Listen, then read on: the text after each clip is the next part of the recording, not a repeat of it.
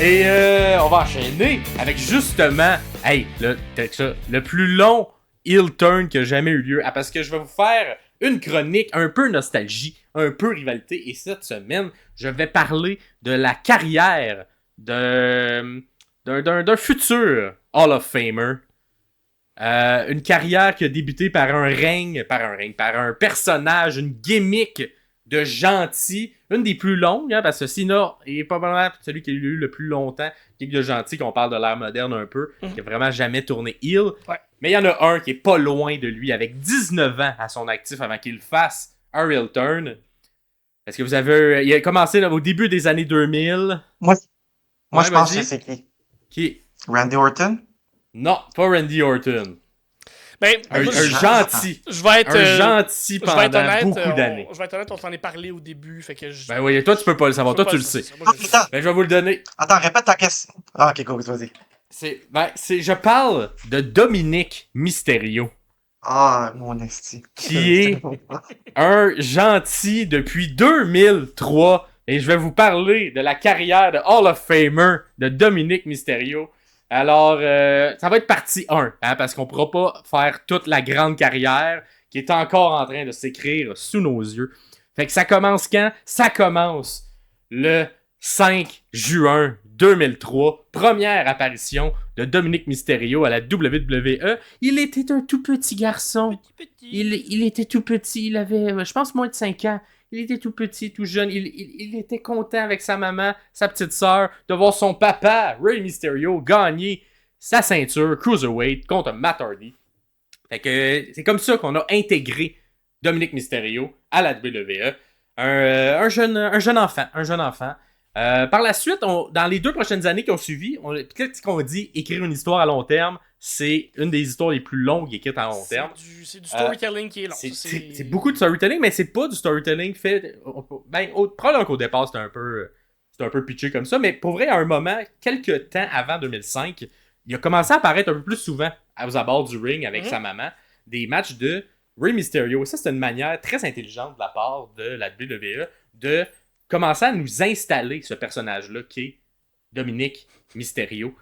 Parce que lors de cette run-là, il y a Eddie Guerrero, l'oncle de Rey Mysterio, et ainsi que Rey, qui ont gagné la ceinture par équipe aux alentours du début des années 2005, fin 2004, début 2005.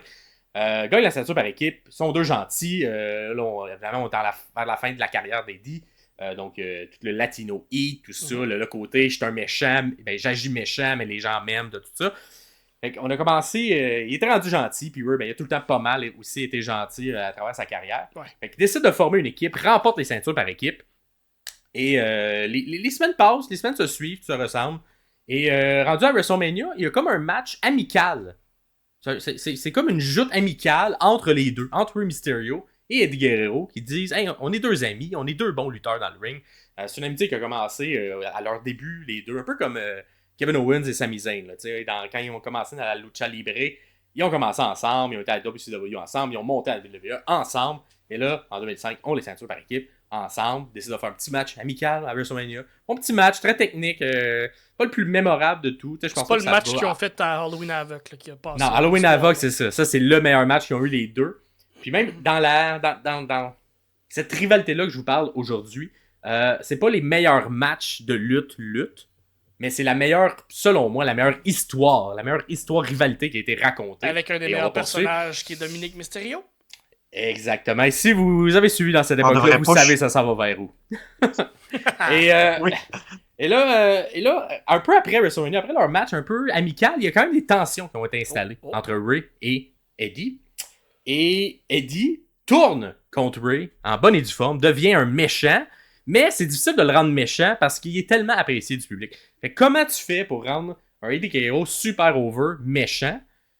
Ben, tu le fais faire contre son bon ami, fait que ça l'aide un peu, mais c'était pas encore assez. Fait qu'il fallait trouver un angle de la WWE pour qu'on l'haïsse pour vrai, malgré qu'on l'aimait beaucoup. Et ils ont trouvé un match incroyable, parce que Eddie commence, et là c'est pour ça que j'ai dit qu'on a installé dans les mois qui ont passé le petit Dominic Mysterio, parce qu'il fait une vignette lors d'un SmackDown, je crois, où il se rend à la garderie de Dominic Mysterio dans un petit parc. Et là, pour vrai, c'est un peu une scène comme semi de j'ai des bonbons, tu veux-tu des bonbons? Viens ici, viens voir mon oncle, Viens flatter mon oncle chien. Guerrero, mon oncle Eddie, viens t'asseoir sur mes genoux à la base.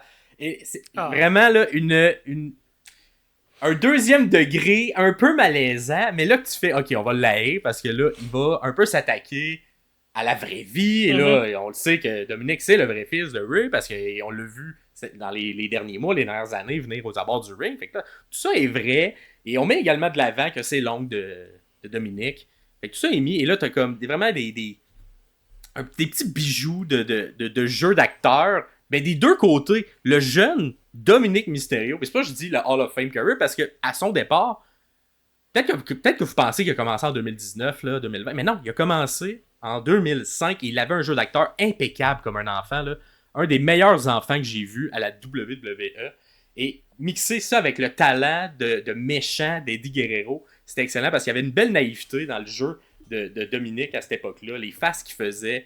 Fait que bref, va ça. Et là, dans le temps, pendant qu'il fait ce truc-là, il dit à Dominic, t'aimes-tu ça, toi, les histoires? Parce que mon oncle Eddie, il y en a une histoire qu'il aimerait ça te raconter. Une histoire devant, puis il regarde la caméra en disant ça, une histoire de story time. Et là, installe ça comme ça. S'ensuit l'espèce de semaine qui suit à Raw à SmackDown. Je pense que c'était à SmackDown. Donc, à SmackDown. Et là, au lieu de... Ray a commencé à vendre le fait qu'il voulait pas que Eddie parle de l'histoire. On sait pas c'est quoi l'histoire. C'est juste sous-entendu pendant à peu près un mois que Eddie a un secret. Il connaît un secret de famille, de la famille Mysterio. Mm-hmm.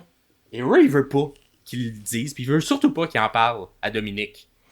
Donc, à Great American Bash, qui est le pay-per-view qui suit, cet été-là, t'as la stipulation d'un match entre Eddie et Ray qui dit que si Ray gagne, ben, Eddie, faut qu'il ferme sa gueule puis il dit pas le secret de la famille. Mais si Eddie gagne, ben, il va dire le secret au jeune Dominic.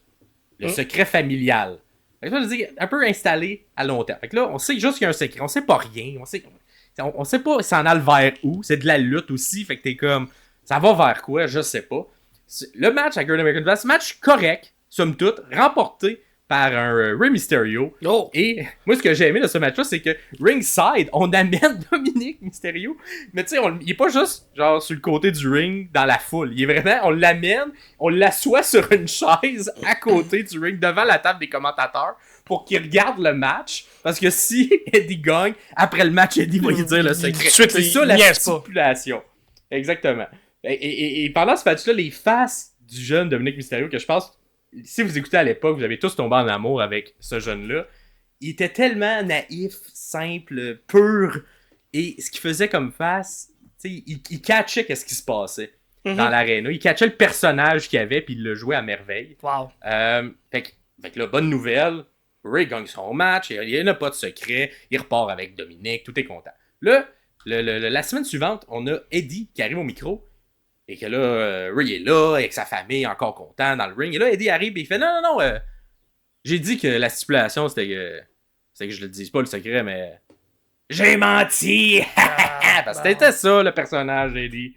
Et il dit, même si j'ai dit que j'allais pas le dire, je vais le dire maintenant. Et là, t'as un genre de Dominique qui joue, qui se comprend pas trop, vous voyez les images en ce moment. Ray qui fait non, dis-le pas, part à courir avant que Eddie le mentionne. Et Eddie mentionne que finalement, le vrai père de Dominic Mysterio, c'est Eddie Guerrero. Et là, la manière que c'est vendu par Rey Mysterio, c'est tellement bon. Parce que là, il court vers Eddie. Là, quand il l'entend, il fait OK. Il retourne dans le ring, court pour essayer d'aller consoler un Dominic qui comprend pas trop. Et là, t'as comme la caméra qui approche. T'as là la petite voix de Dominic Mysterio, enfant de genre 5-6 ans, qui fait « C'est-tu vrai, papa? C'est-tu? » Et là, un sell, comme vous le savez, comment Ray est bon pour seller les émotions, surtout quand il vient de la famille, qui se met à pleurer, qui dit « Je vais tout expliquer, tout ça. » Et là, tranquillement pas vite, Dominic recule. Et là, Wow. c'est-tu mon vrai papa? Qu'est-ce qui se passe? il recule, il descend du ring, il part à courir avec ses petites jambes d'enfant de 5 ans. Il y a comme une petite chaise installée sur le bord où genre un garde de sécurité serait assis normalement. Il part à courir, saute sur la petite chaise, part dans la foule, se sauve dans la foule, Ray part à courir après. Wow. Drame familial, où c'est qu'il s'en mêle avec cette histoire-là? C'est de la lutte, j'écoute. L'habitude, c'est juste deux amis qui s'aiment pas, ou je veux ta ceinture, j'ai besoin d'une ceinture, mes culottes tombent. Là, non, là, c'est comme... Qui est le père de Dominic Mysterio? Une des histoires les plus weird. Toi, t'es sûr que t'aimes ça, là. Ah oui, soapesque à fond. Et toi, t'es sûr que t'aimes ça, parce que toi, t'aimes quand c'est du gros niaiseux, mais assumé. Ouais. Et là, c'est ce que c'était. Il s'était joué à merveille, parce que si Dominic est pas capable de livrer la performance qu'il y a, c'est pas crédible. ça peut pas fonctionner. Parce qu'il faut que tu le sors. Faut qu'il y ait la réaction de l'enfant pour que ça fonctionne. Et c'est pour ça que je dis que Dominic est tellement incroyable, parce que déjà, à cet âge-là, il avait compris ça. S'ensuit, par la suite, plein de différentes stipulations, si on veut, autour de Eddie qui dit « Hey non, mais je suis ton vrai père, écoute-moi. » Là, Eddie il parle un peu de lui, comment il a été élevé quand il était jeune, puis me faisait frapper, puis m'a montré c'est quoi être un guerrero. Puis là, tu sais, on sous-entend qu'il va battre Dominic Mysterio si il pogne la genre de...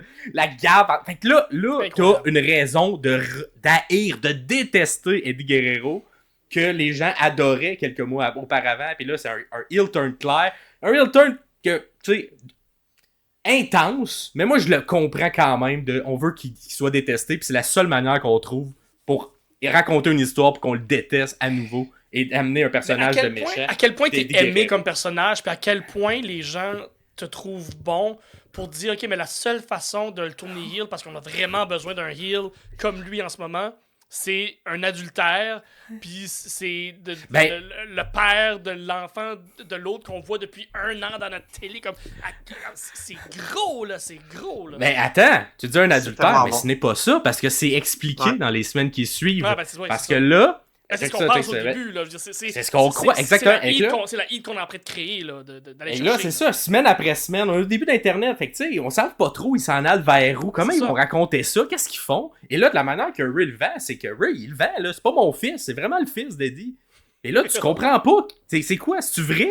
C'est ça la vraie vie? Comme, tu sais, le flou que t'aimes bien aussi, Jean, là, entre la réalité et la fiction, était là, parce que c'était comme, c'est vrai que dans la vraie vie, c'est le parrain, mais là, c'est vraiment... Et que là, Eddie te sort une promo où il explique ça. Il dit, gars, il y a 5-6 ans avant que Dominic il achetait avec Vicky Guerrero qui était un personnage à l'écran également, qu'on connaissait, qui était en couple, il était comme, gars, on a eu des petites frictions, on a eu comme des petites chaînes de couple pendant quelques mois. Ça n'a pas duré longtemps, mais ça a duré quelques mois. Puis pendant ces mois-là, tu sais, moi j'étais un latino heat, fait que tu sais, il fallait que j'aille donner mon heat de latino à d'autres madames, fait que t'es voir d'autres madames, puis il y a une des madames qui est tombée enceinte.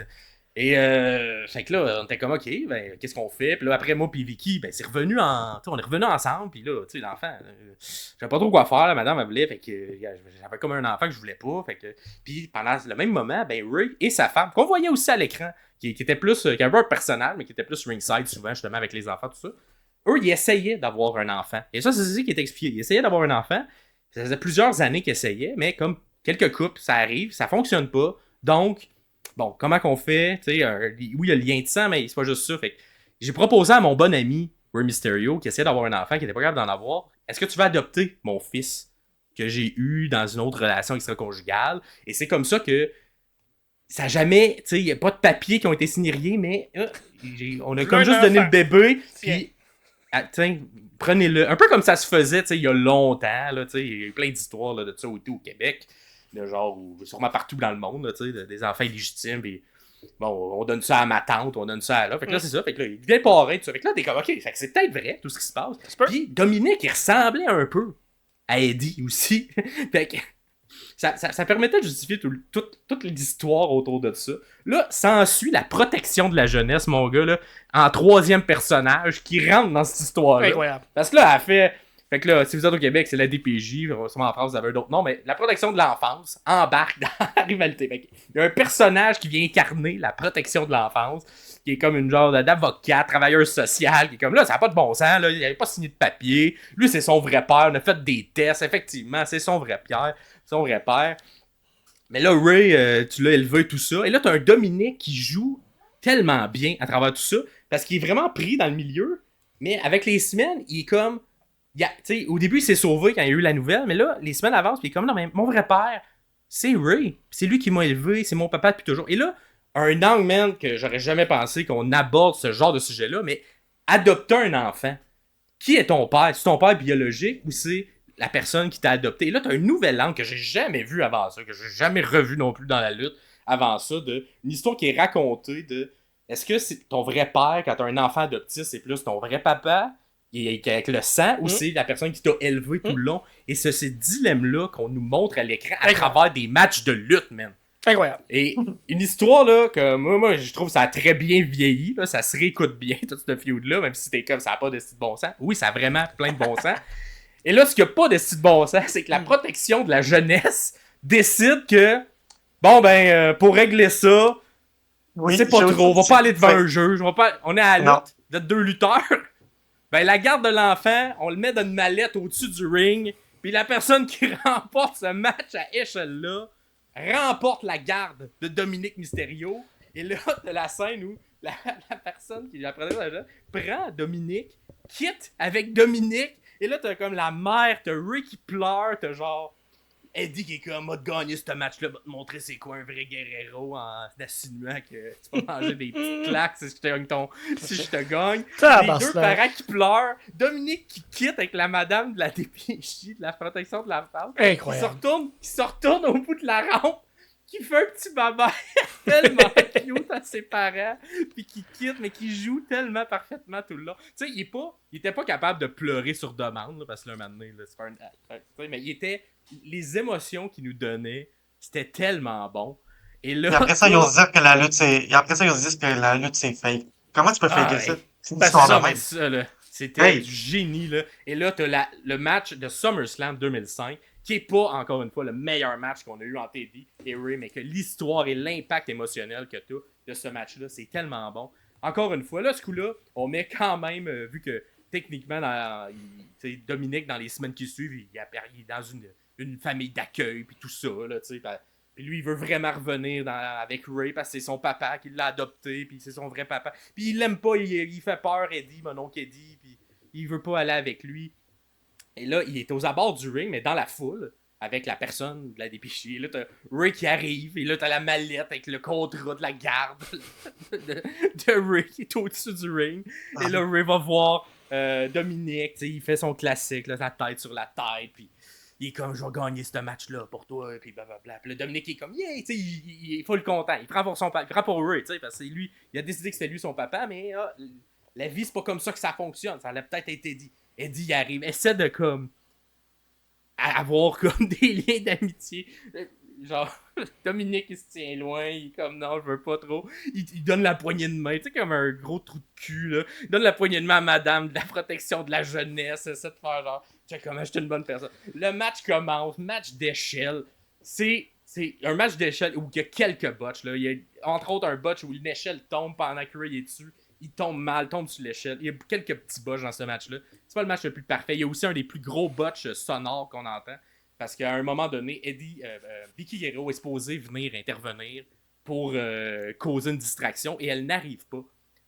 Donc, les deux gars, Ray et Eddie, doivent se débrouiller et improviser une nouvelle séquence parce que c'était supposé être Vicky qui vient causer la distraction. Donc, et là, une fois que ce segment-là se termine, t'as un Eddie en furie, mais le vrai, là, l'humain, qui dit « T'es où, Eddie? T'es où, Vicky? » Puis qui frappe à terre, puis qui est vraiment fâché qu'elle ait manqué son cue, là. Et là, par la suite, elle va revenir dans le match. Mais en même temps, ça fonctionnait avec ce qu'ils nous vendaient comme style de personnage. Ouais. Fait que ça fonctionnait. Et là, un des moments les plus cute, moi, que j'ai aimé dans un match de lutte, t'as Eddie qui monte. Ray est mort à terre. Il vient d'y faire des finishers, des coups. Il monte l'échelle. Il s'en va pogner le contrat. Et t'as petit Dominic qui a sauté la clôture, qui part à courir, qui monte sur les petites marches, qui s'en va en dessous de l'échelle où il y a son père qui veut pas que ce soit son père, puis qui commence à essayer de shaker l'échelle. Ouais, je m'en souviens tellement. Je me souviens de ça. C'est tellement une belle image. Et là, t'as Eddie qui se retourne. Fait, qu'est-ce que tu fais? Tu veux pas que je devienne ton père? Et là, qui commence à le chicaner, là, pour vrai. Et là, t'as le petit Dominique qui retourne dans le coin, qui est comme, oh non, je sais pas. Puis qui joue super bien, super naïf, super pur.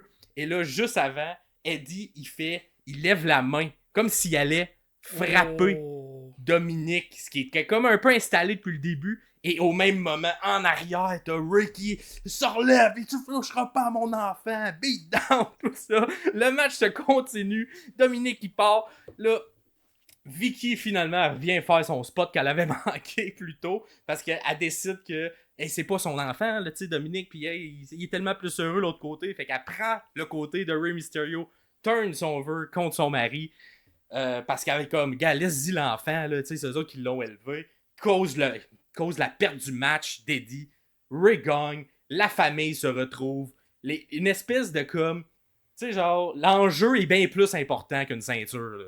L'enjeu est réel, est émotionnel, et c'est un match qui n'a pas de bon sens, la stipulation la plus bizarre, weird, niaiseuse, mais bonne que j'ai vue dans l'histoire de la lutte, et ça nous a introduit le personnage du grand Dominique Mysterio. Cette carrière de Hall of Fame. Et c'est cette première... il était seulement un ingrédient dans la rivalité entre Eddie et Ray. Mais si Dominique ne livre pas une performance parfaite, ça fonctionne pas, ça devient vite malaisant, vite on y croit pas, vite... Qu'est-ce que vous faites en ce moment? Mais à cause que Dominique est hyper bon dans son jeu d'acteur, ça fonctionne. Il savait pas, mais tout reposait sur ses épaules. Là. Puis exactement. Si c'était pas de lui, ça marche pas. Et il y a beaucoup, là, un peu pour l'histoire, il y a beaucoup d'entrevues qui ont été faites suite à ça, parce que, tu sais, évidemment, j'entends déjà tout le monde dire ça n'a pas de bon sens de mettre un enfant de 6 ans dans une situation comme celle-là. Il était au courant, qu'est-ce qui se passait, et du côté backstage, on s'est assuré de bien expliquer toujours à tous les moments à Dominique, hey là, c'est juste un jeu, c'est juste un... Tu sais, c'est pas vrai ce qu'on s'en va faire, c'est juste mon oncle qui a dit, Ray, toi t'es un perté. On s'assurait qu'on ait des approbations de tout le monde et que tout le monde soit clair, c'est compris. Sauf que Dominique, dans des entrevues par la suite, a dit que dans sa classe à l'école, la prof, elle savait pas tant que c'était pas vrai. C'est drôle ça. Il dans sa classe, il était comme... Les gens n'étaient pas certains si ce qu'on voyait à la télé, c'était la réalité ou pas. Mais à tous les moments, Dominique, lui, était conscient qu'il jouait un jeu avec son parrain puis son papa.